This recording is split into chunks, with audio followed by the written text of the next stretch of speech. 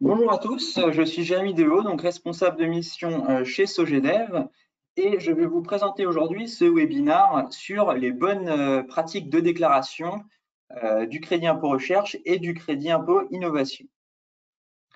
Alors, en guise d'introduction, je vous propose quelques chiffres et données sur Sogedev. Donc, notre cabinet a été créé en 2002 et accompagne donc des clients de tout type de secteur d'activité, donc du numérique, de la santé, de l'aéronautique ou de l'automobile, pour n'en citer quelques-uns. Alors, notre siège social est situé à Issy-les-Moulineaux et nous comptons plusieurs agences donc sur l'ensemble du territoire.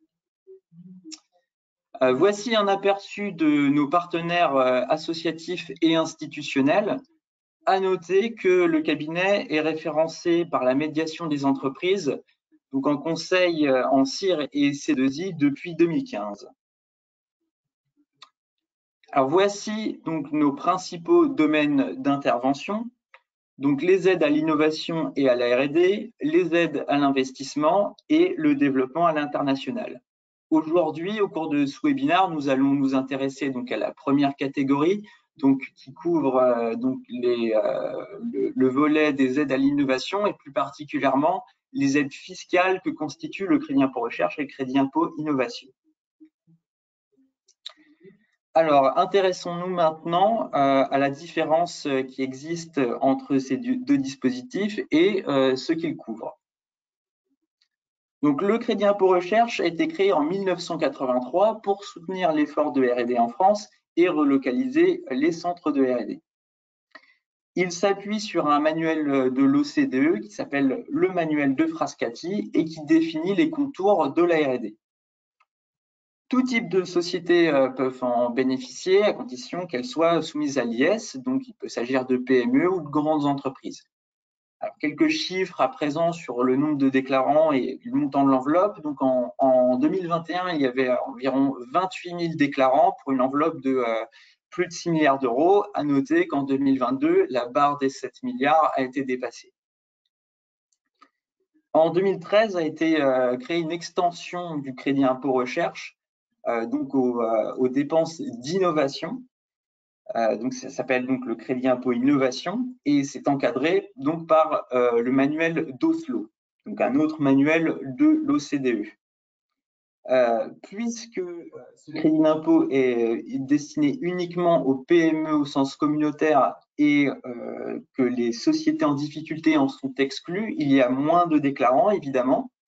Et puisque le dispositif est plafonné, l'enveloppe est beaucoup moins conséquente également que le crédit impôt recherche, donc avec cette fois-ci moins de 400 millions d'euros déclarés en 2021.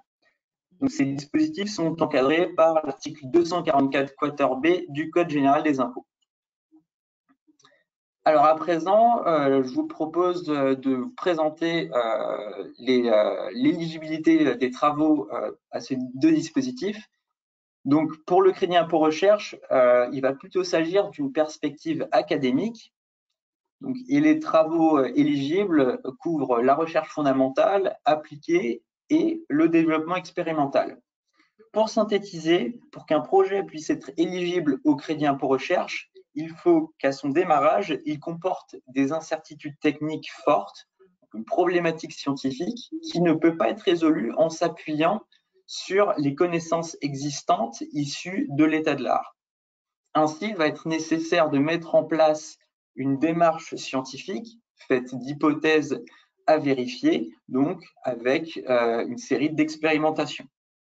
Enfin, les travaux réalisés doivent permettre d'acquérir des connaissances nouvelles, donc qui vont permettre de lever les incertitudes qui ont été identifiées initialement et par conséquent enrichir l'état de l'art des connaissances. Donc, les travaux doivent répondre à 5 critères indispensables, donc les critères de Frascati, pour qu'on puisse parler d'une opération de R&D. Donc, un élément de nouveauté, donc des résultats nouveaux qui sont susceptibles d'enrichir l'état de l'art des connaissances, comporter un élément de créativité. Donc ça va être sur la démarche qui va être mise en place. Un élément d'incertitude, donc la problématique qu'on a donc identifiée, être systématique. Donc ça va être tant au niveau de la démarche et de la systématisation des tâches d'un point de vue expérimental que de la planification de ces tâches et leur budgétisation également. Enfin, l'opération doit être transférable, donc les résultats doivent être transférables et donc ne doivent pas être trop spécifiques au cas d'application de la société. Donc, on doit pouvoir exploiter les résultats obtenus dans d'autres cas de figure. Ils doivent être intéressants au-delà du cadre de la société déclarante. Vont être exclus du dispositif tout ce qui va relever de l'ingénierie classique. Donc, si vous avez simplement une nouveauté commerciale, mais qu'il n'y a pas de progrès technique, tout ce qui va relever du benchmark technologique. Alors évidemment, on peut faire de la veille technologique, elle est même indispensable pour faire de la R&D, mais si vous trouvez une solution sur l'étagère, alors vous n'allez pas faire de la R&D, vous allez juste, comme l'indique le point suivant, intégrer des outils existants ou des méthodes connues, mais sans qu'il y ait d'apport technique à l'issue de ces travaux. Enfin, la montée en compétence de vos équipes, la formation à des technologies récentes, ne constitue pas également des dépenses éligibles. À présent, nous allons parler de l'éligibilité des travaux au C2I. Donc, cette fois-ci, on va être sur une perspective marché. Les travaux éligibles sont ceux qui permettent la mise sur le marché d'un produit nouveau qui présente des performances supérieures aux offres existantes, donc aux concurrents, d'un point de vue technique, ergonomique, éco-conceptuel et fonctionnel. Ici, la difficulté technique ne va pas être un critère. On est beaucoup plus sur l'originalité par rapport à ce qui existe sur le marché et la réponse à un besoin. Les travaux éligibles sont ceux qui sont relatifs aux travaux de prototypage de ce produit. Seront exclus du dispositif les innovations de procédés, d'organisation, de commercialisation. Donc finalement, la manière dont vous avez réalisé ce produit, c'est pas ce qui va être pertinent ici. Donc si vous avez mis en place un procédé novateur, mais que vous faites le même produit, par exemple, cela ne va pas être éligible. De la même façon que si vous modifiez votre organisation interne pour plus de performance, mais que le produit reste le même, on ne va pas être sur quelque chose d'innovant en termes de produit. Attention également aux innovations de service. Il va bien falloir faire la distinction entre le produit et le service. Ce n'est pas toujours facile, notamment dans le cadre du numérique, lorsqu'on développe une application, par exemple. Donc, il faudra être très vigilant sur ce point-là. Enfin, si le produit est nouveau pour l'entreprise, mais qu'on a déjà ce type de produit qui existe sur le marché, bien évidemment, ce ne sera pas éligible. Alors, vous posez peut-être la question de savoir si ces dispositifs sont complémentaires et peuvent être cumulés.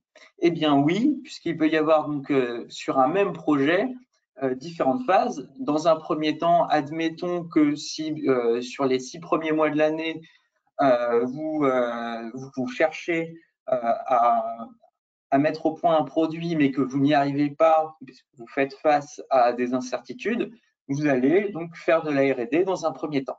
Une fois que vous aurez résolu votre problématique, vous passerez au développement de votre produit. Donc pour synthétiser, vous aurez sur le premier semestre des dépenses éligibles au CIR et sur la deuxième partie de l'année, des dépenses potentiellement éligibles au C2I. Il peut aussi y avoir d'autres cas de figure où vous avez par exemple des projets en parallèle, un projet de R&D et à côté de ça, vous avez le développement d'un produit. Vous pouvez également avoir pour un produit déjà sur le marché, vous aviez mis sur le marché une première version, un MVP, ensuite vous cherchez à le faire progresser et mettre au point une version plus avancée. Donc en parallèle, vous pouvez engager des travaux de R&D. Donc, il faudra bien évidemment distinguer pour chacun des dispositifs quelles sont les activités qui relèvent de la recherche et celles qui relèvent de l'innovation. Bien suivre vos temps, ça va être un sujet très important, surtout depuis cette année, et bien préciser les contributions du personnel. Alors, à présent, je vous propose de préciser quelles sont les dépenses éligibles à ces dispositifs. Donc, dans un premier temps, les dépenses de personnel. Donc, ce sont les salaires bruts chargés, donc avec les cotisations patronales, qui vont être proratisés au taux d'affectation, donc qui vont être déterminés grâce au suivi de temps réalisé. Les dotations aux amortissements, donc les dotations du matériel qui est utilisé dans le cadre des travaux de R&D ou d'innovation, qui vont également être proratisés en fonction de leur utilisation. S'ajoutent à cela des frais de fonctionnement qui sont forfaitaires, donc 43% pour les dépenses de personnel et 75% pour les amortissements. Donc ça, c'est uniquement dans le cadre du crédit impôt recherche. Ils existaient auparavant pour le crédit impôt innovation et ils ont été supprimés à partir de 2023, avec un taux d'intervention à présent supérieur. Donc, pour vous donner un exemple, si vous avez des frais de personnel qui s'élèvent à 100 000 euros, vous ajouterez de façon forfaitaire 43 000 euros à votre assiette. Même chose, si vous avez 10 000 euros d'amortissement, on ajoutera de façon forfaitaire 7 500 euros de frais de fonctionnement. Pour revenir aux dépenses de personnel, pour le crédit impôt recherche, si vous embauchez un jeune docteur, c'est-à-dire quelqu'un qui a obtenu un doctorat et dont il va s'agir du premier CDI, vous pourrez doubler les dépenses de personnel de ce salarié pendant 24 mois dans l'assiette des dépenses et ajouter 100% de frais de fonctionnement. En autre poste de dépense, vous avez la sous-traitance. Donc, c'est uniquement possible pour des prestataires agréés, c'est-à-dire des prestataires qui ont déposé auprès de l'administration un dossier d'agrément. À noter que pour le crédit impôt recherche, il doit y avoir au moins un quart des dépenses qui sont engagées en interne. Ensuite, vous avez la propriété intellectuelle avec les frais de brevet, donc frais de dépôt, de maintenance et de défense, les certificats d'obtention végétale et pour le crédit impôt innovation, les frais de dépôt de dessin et modèle. Pour le crédit impôt recherche uniquement, vous avez la veille technologique, donc ça va être l'abonnement à des revues scientifiques, à des bases de données scientifiques ou encore la participation à des congrès. Enfin, il y a les frais de normalisation, également uniquement pour le crédit impôt recherche. Donc, il s'agit ici non pas de la mise aux normes de vos produits, mais de la participation à des réunions, notamment de l'ISO et de l'AFNOR. Donc, ça va être les temps passés au cours de ces réunions et les temps de déplacement également.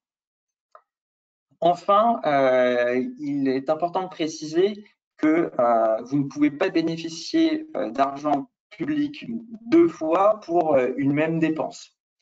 Donc, il va être nécessaire de déduire, si vous en avez perçu, les subventions, avances récupérables et prêts à taux zéro que vous avez pu obtenir dans le cadre d'opérations que vous avez déclarées au crédit impôt recherche et crédit impôt innovation.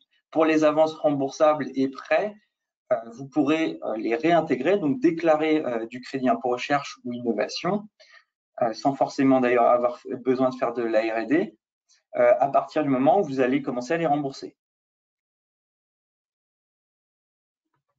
Pour synthétiser, maintenant qu'on a défini l'assiette des dépenses, comment calcule-t-on le crédit impôt recherche? Bien, c'est très simple. Pour le crédit impôt recherche, on va prendre 30% des dépenses éligibles, donc jusqu'à 100 millions de dépenses. Au-delà, le taux d'intervention sera de 5%.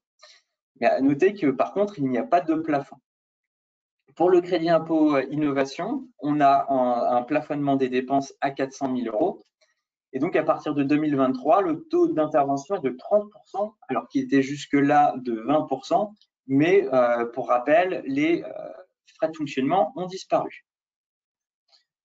Alors, vous pouvez utiliser à présent le crédit impôt recherche et le crédit impôt innovation de plusieurs manières, de 3 manières principalement. Donc, l'imputation sur l'IS, si vous êtes bénéficiaire.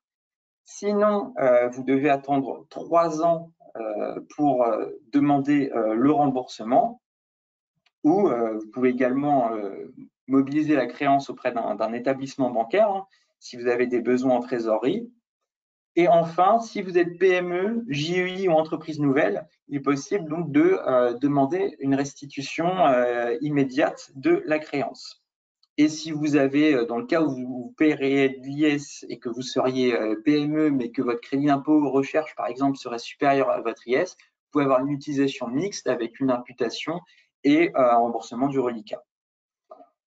Alors, la déclaration est associée à un exercice fiscal, mais le calcul du crédit impôt recherche et du crédit impôt innovation est calculé par année civile. Donc, par exemple, pour le crédit impôt recherche 2023, même si votre clôture est au 31 mars, il s'agira des dépenses du 1er janvier au 31 décembre 2023. La déclaration se fait via le formulaire 2069A et 2069A2 si vous avez de la sous-traitance. Et si vous demandez le remboursement, il faudra déposer un formulaire 2573. Enfin, l'administration est susceptible, dans le cadre d'un contrôle fiscal, de revenir vers vous avec un droit de reprise de 3 ans après l'année de déclaration. C'est-à-dire que pour le crédit impôt recherche 2020, qui a été déclaré en 2021, l'administration peut encore le contrôler jusqu'au 31 décembre de cette année. Alors, une évolution importante en 2023, c'est donc l'entrée en vigueur donc de la loi finance de 2022, donc, qui donc a donné lieu à la suppression des forfaits sur le crédit impôt innovation, comme je vous l'indiquais tout à l'heure, et avec un passage d'un taux de 20 à 30% du taux d'intervention. Donc le plafond reste le même. Ça veut dire que tout ça, ça va avoir des conséquences importantes. Alors déjà, pour un crédit impôt à innovation classique, la méthode de calcul conduit à une augmentation de 5% du crédit impôt innovation. Pour ensuite les sociétés qui déclarent de la sous-traitance, ça va également être intéressant puisque la sous-traitance n'est pas sujette à des forfaits, donc ça va aussi avoir des conséquences positives. Enfin, ça va surtout être intéressant pour les sociétés qui déclarent à partir d'environ 300 000 euros, où là, justement, on va pouvoir dépasser les 80 000 euros, qui était donc le plafond du crédit impôt innovation, à 20% de 400 000 euros. Donc là, on peut atteindre 120 000 euros pour les sociétés qui déclarent 400 000 euros.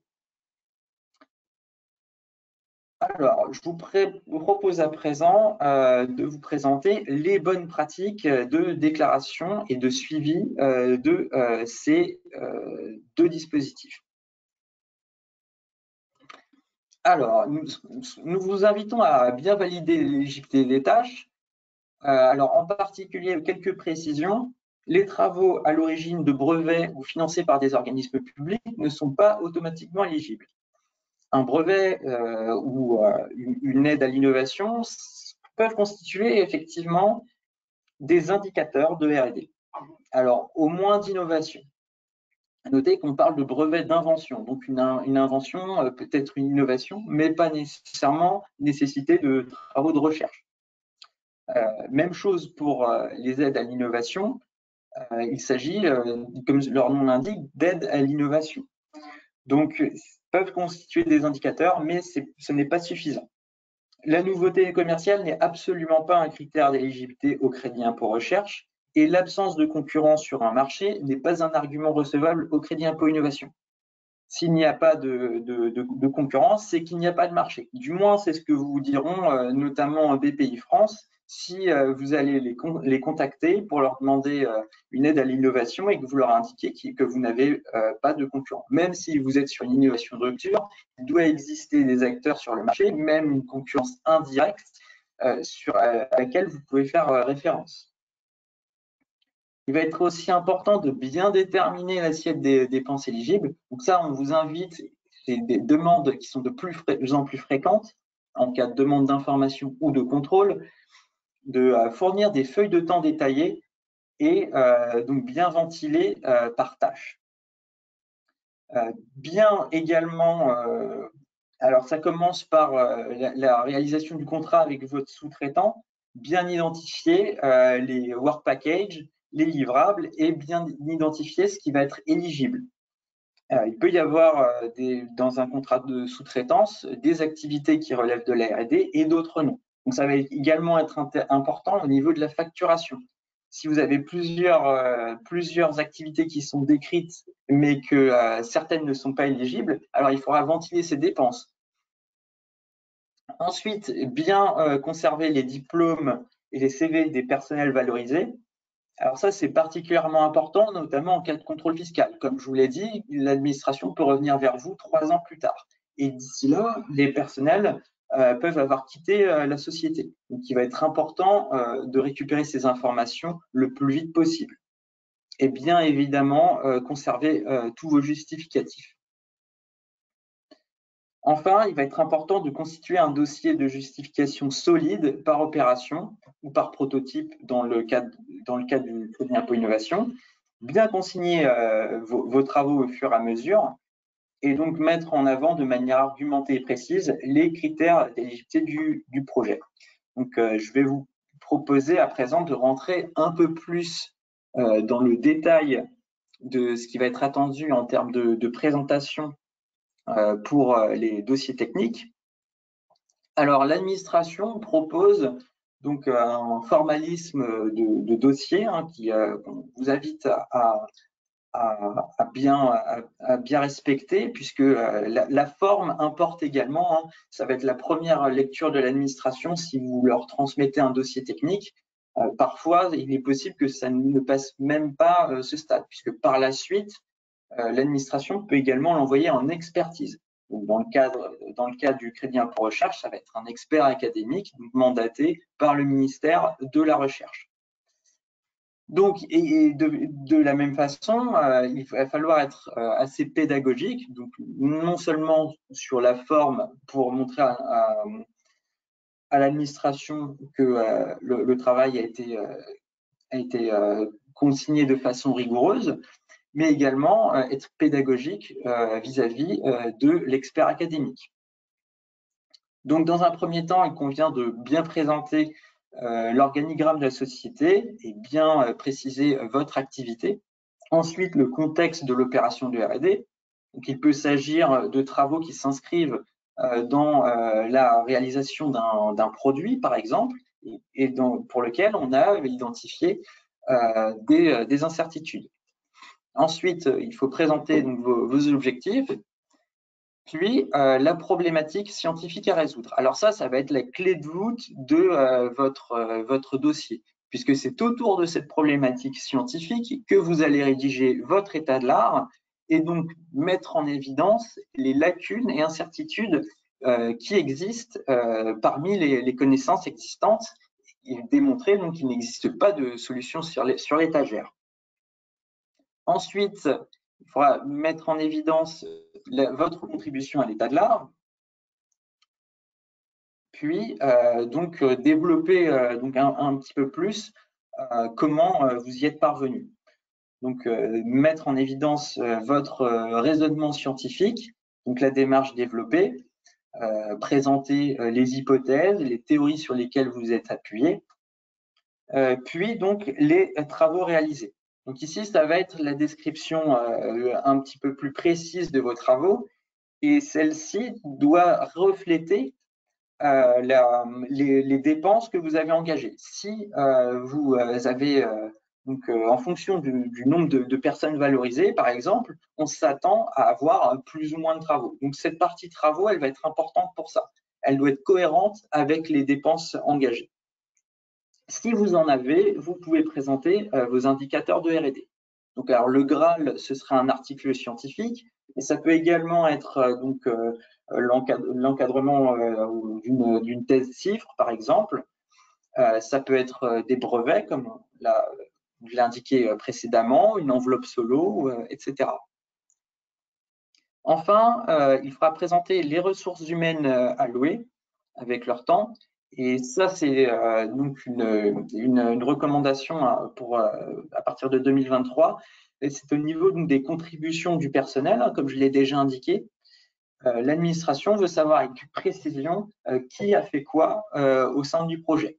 Donc, ça peut être un résumé, mais en tout cas, il va être nécessaire de préciser les contributions de chacun. L'administration peut également demander des preuves, ça peut être des échanges d'emails, ça peut être du code, etc., mais bien prouver que le salarié a participé aux travaux. Enfin, si vous avez de la sous-traitance, il convient donc de le préciser dans le dossier et préciser également leur domaine d'intervention. Enfin, présenter donc de façon synthétique les dépenses qui ont été engagées. Pour le dossier justificatif du crédit impôt innovation, on va avoir de nombreuses similitudes.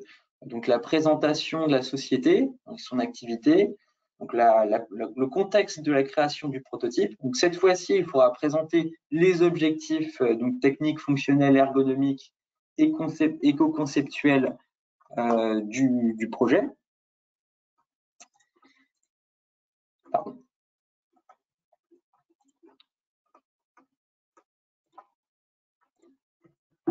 Et donc, excusez-moi.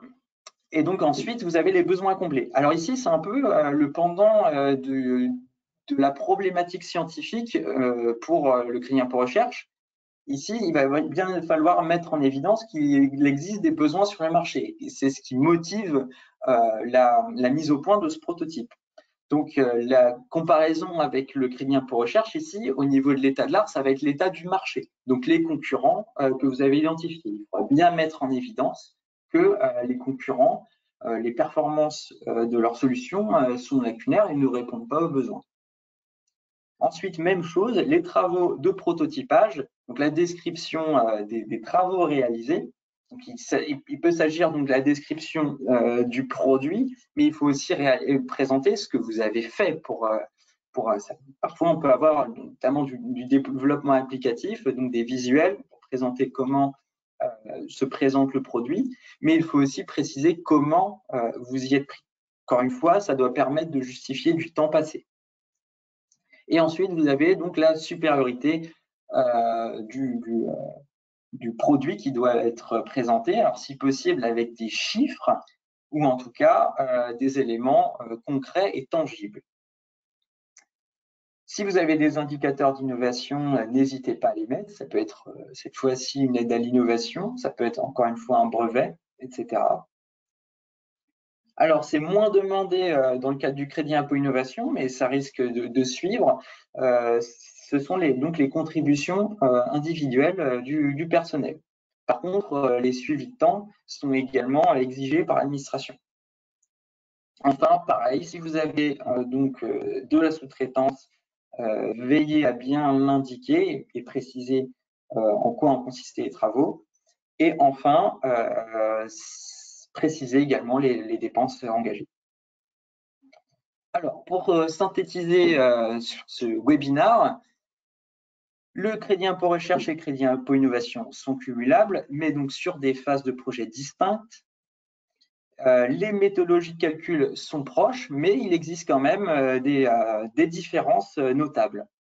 Il va être important de bien tracer vos projets, donc les mettre en place, si possible, utiliser des outils de suivi de projet, donc suivi de temps aussi également, et donc bien préparer les arguments pour pouvoir justifier l'éligibilité de vos projets et des dépenses en cas de besoin, en cas de demande d'information ou de contrôle fiscal.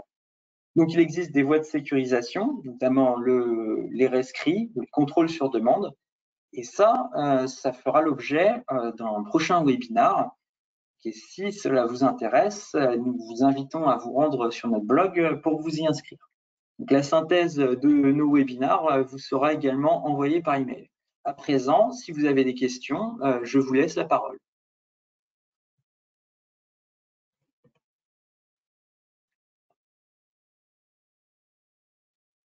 Alors, j'ai une première question. Qu'entendez-vous par contribution du personnel?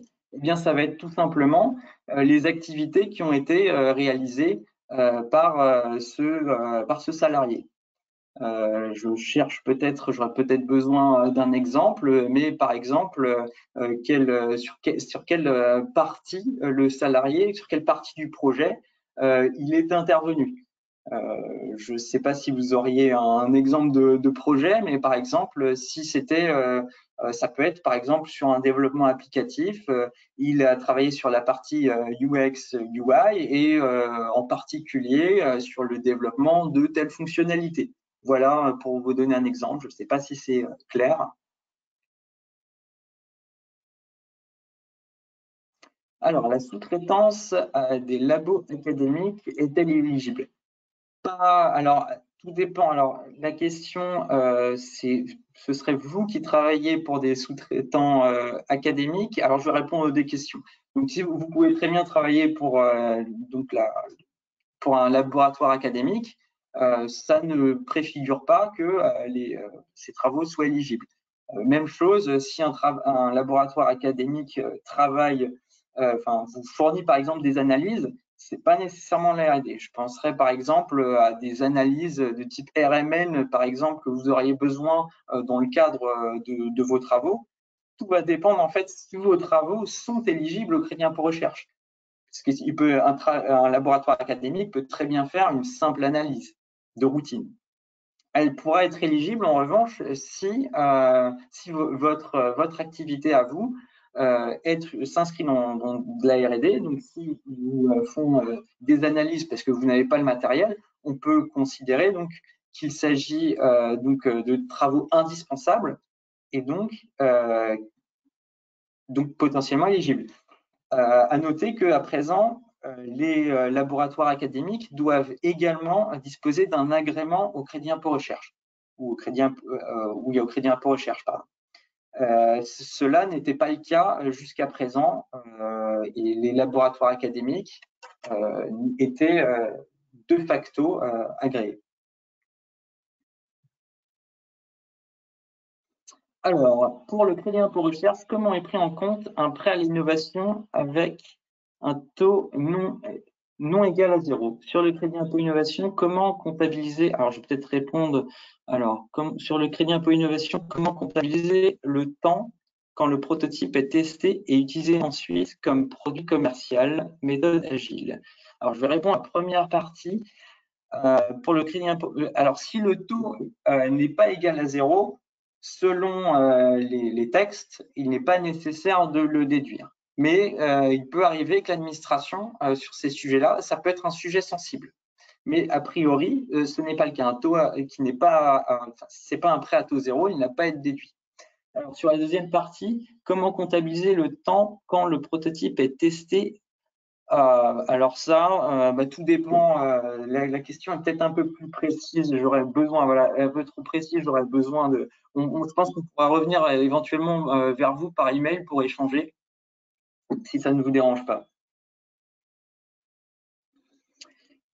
Y a-t-il une différence entre les sous-traitants certifiés CIR ou C2I? S'agit-il de deux types de certification distinctes? Oui, ça ne se fait pas auprès des mêmes organismes. Donc, le crédit impôt recherche se fait auprès du ministère de la Recherche et le crédit impôt innovation, donc la démarche se fait auprès de la directe.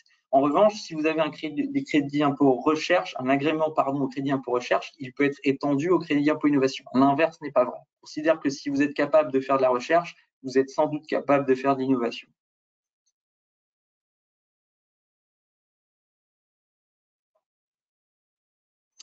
Bonjour, je n'ai pas compris de quelle façon les dépenses de sous-traitance sont moins limitées que précédemment, avant 2003. Alors, avant 2023, alors je n'ai peut-être pas été clair sur ce sujet-là, mais alors c'est peut-être par rapport à ce que j'ai dit sur le crédit impôt innovation. En fait, puisque vous avez à présent un taux de 30%, admettons que vous avez que des frais de sous-traitance, c'est possible sur le crédit impôt innovation. auparavant, le calcul, c'était 20% de ses dépenses. Aujourd'hui, c'est 30% de ses dépenses. Donc, de facto, le crédit impôt innovation augmente, puisqu'elles ne sont pas sujettes, ces dépenses-là, aux frais de fonctionnement.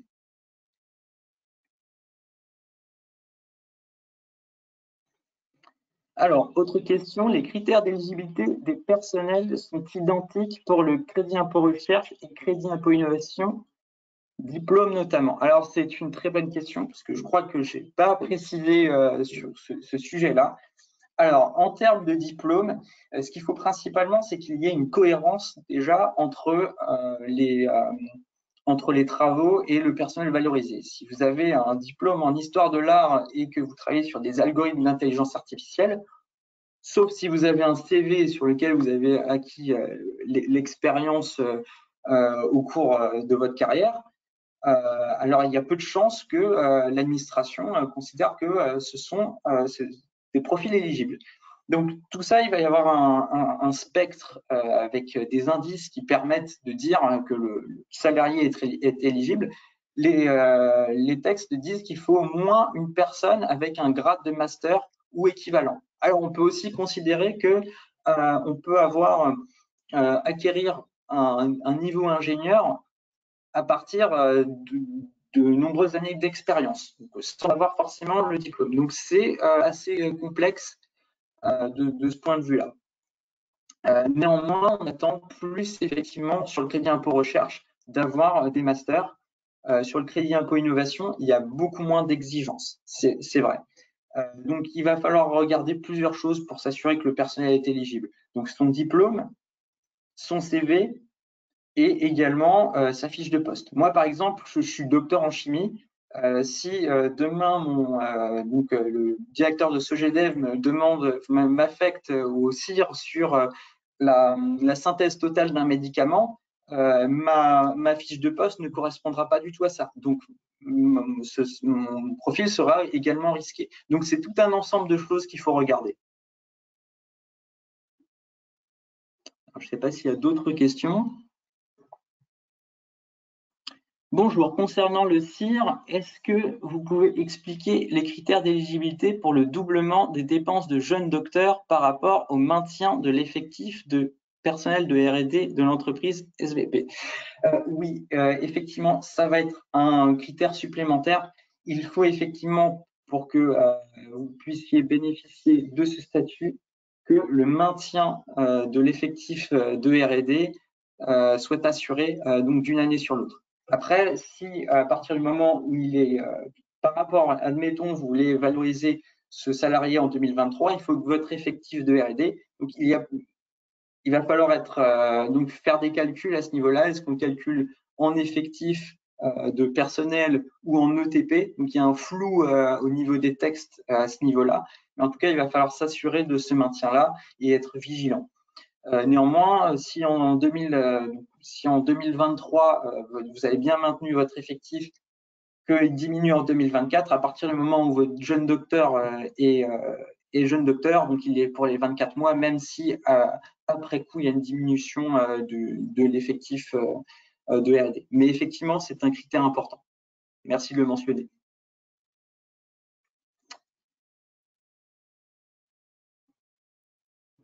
Alors, est-ce que j'ai encore des questions? Alors,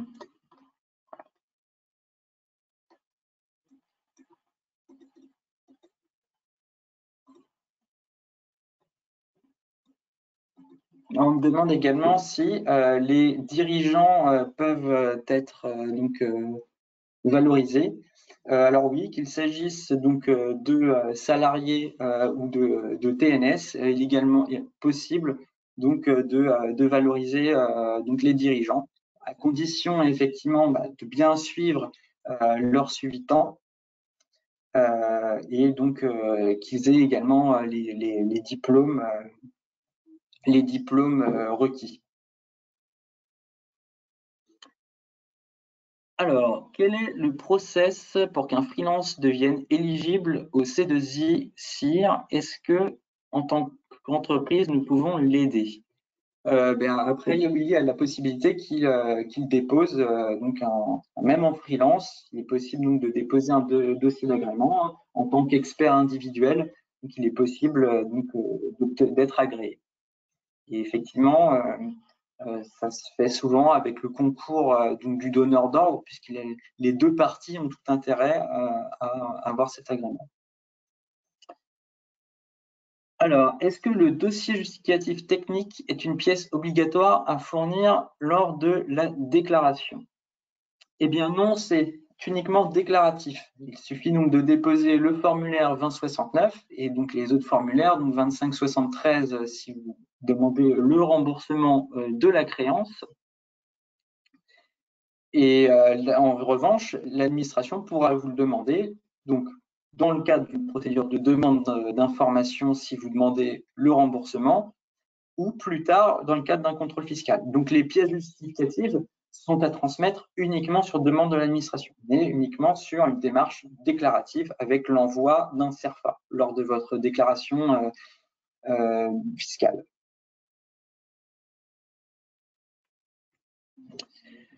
Bonjour, est-ce qu'il y a des changements pour le crédit impôt recherche par rapport à l'année dernière? Pourcentage, base de calcul, indicateur de recherche.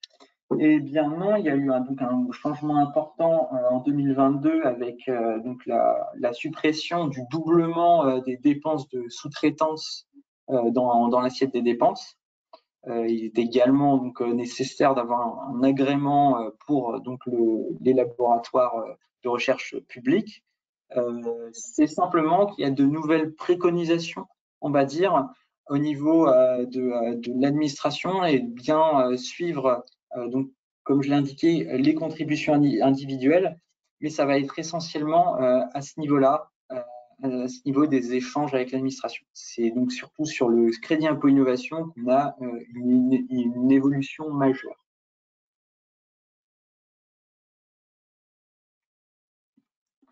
Que peut prendre en compte comme dépenses dans les frais de normalisation? Eh bien voilà, comme je le disais, il y a souvent une confusion par rapport à cela. Ce n'est pas la mise aux normes des produits, c'est la participation à des réunions ISO notamment. Donc c'est uniquement les temps passés. Donc ça va être des frais de personnel. Donc il va falloir estimer. Et bon, après, il faut pouvoir trouver des justificatifs. Mais donc c'est la participation à ces réunions, le temps de participation et le temps de déplacement. Donc après, ça peut être parfois un peu compliqué à évaluer, notamment si vous allez faire une réunion au Japon. Hein, ça se voit, ce genre de choses. Donc il va falloir vos billets d'avion ne seront pas éligibles, mais par contre, le temps que vous allez passer dans l'avion et donc au cours de votre voyage sera éligible. Et donc, ce sont uniquement des frais de personnel. Alors, est-ce que les services fiscaux demandent systématiquement le dossier technique dans le cas du C2I? Non, pas systématiquement, mais on a alors le taux de demande d'information, puisque dans le cadre d'une demande de remboursement, soit vous pouvez être remboursé sans qu'il y ait de demande de justificatif, soit l'administration vous demande des pièces.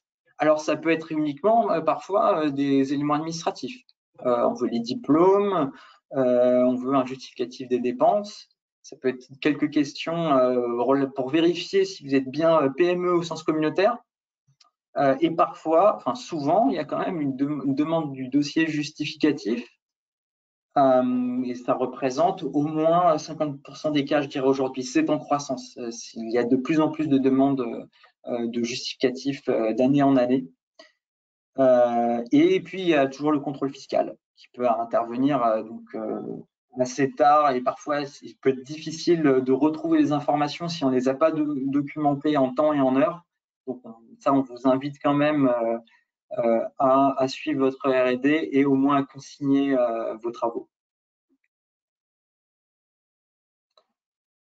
Alors, les subventions à déduire sont-elles celles réellement perçues ou bien devons-nous déduire l'intégralité de la subvention obtenue, toutes échéances perçues ou apercevables? Alors, le traitement des subventions, ça peut être un sujet délicat puisque effectivement, vous pouvez ne pas engager toutes les dépenses par rapport au devis prévisionnel. La méthode, normalement, c'est au versement. C'est au versement, vous avez perçu je ne sais pas, 100 000 € d'aide en 2023 sur votre projet qui, lui, 200 000 € de dépenses. Alors, il faudra aussi que ce soit des dépenses éligibles.